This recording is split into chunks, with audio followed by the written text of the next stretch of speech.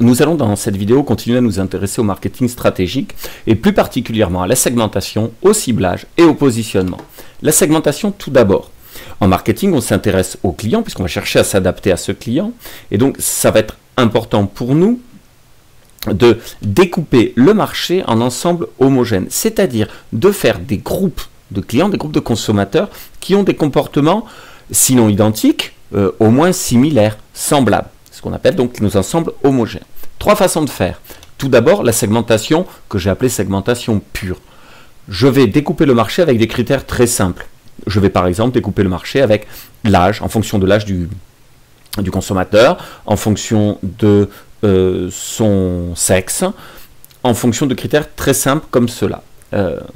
Exemple, je vais supposer que les hommes de plus de 60 ans ont des comportements assez semblables en termes de consommation de vin, par exemple, si je suis une entreprise productrice de vin.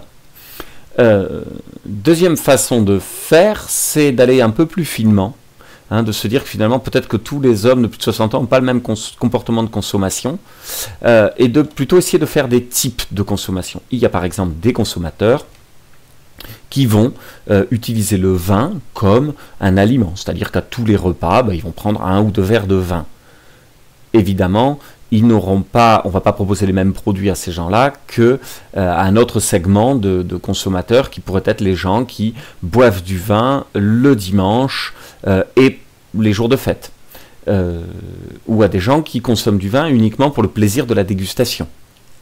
On aura donc des comportements différents entre ces types de clients. La typologie, c'est créer ces types de clients. C'est beaucoup plus fin que la première méthode, mais c'est plus compliqué à faire.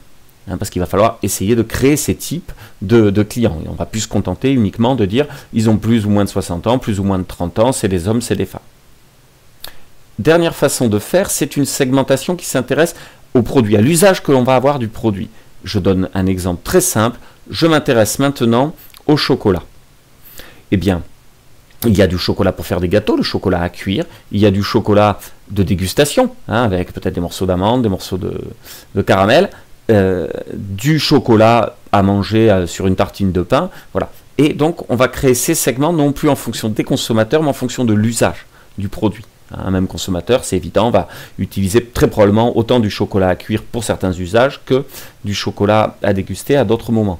Donc voilà, 3 façons de découper le marché. Donc avec un critère très simple, en faisant de type de consommateur ou en s'intéressant à l'usage du produit. Le ciblage maintenant. Une fois qu'on a découpé le marché en segments, l'entreprise va s'adresser à un ou plusieurs segments. Et donc, l'entreprise va choisir un ou plusieurs segments du marché.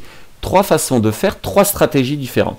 La première, c'est 3 stratégies donc, de couple marché-produit. 3 stratégies différentes. La première, stratégie indifférenciée.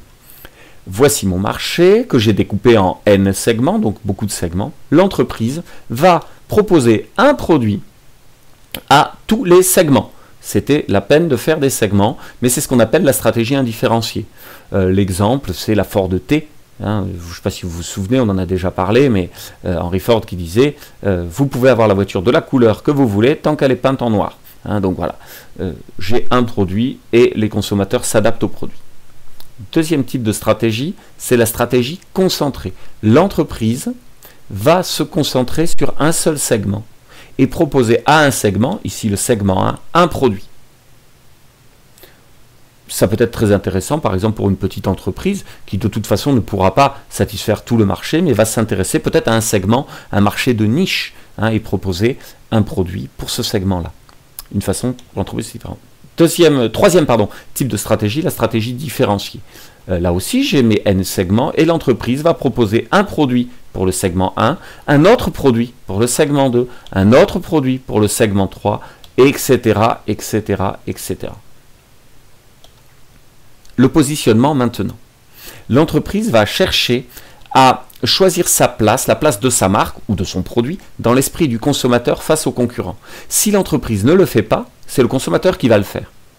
Donc, par exemple, un exemple de positionnement, je suis la marque Dacia, je vais me positionner de façon à ce que les consommateurs auxquels je m'adresse sont les consommateurs qui veulent faire un achat voiture malin. La voiture, pour moi, ce n'est pas la façon de m'affirmer, c'est la façon de montrer que je ne dépense pas tout mon argent dans ma voiture. Si je suis Ferrari, je vais choisir un autre positionnement, qui est celui de la voiture haut de gamme, la voiture sportive. Hein, voilà, donc important pour l'entreprise de se positionner. Si elle ne le fait pas, le consommateur le fera. Ce positionnement, on le verra dans tous les autres chapitres, enfin dans tous les chapitres qui vont suivre, ce positionnement va dicter tout le plan de marchéage, le fameux marketing mix, les 4 P du marketing dont on a déjà parlé en introduction et sur lequel on va revenir dans les chapitres suivants.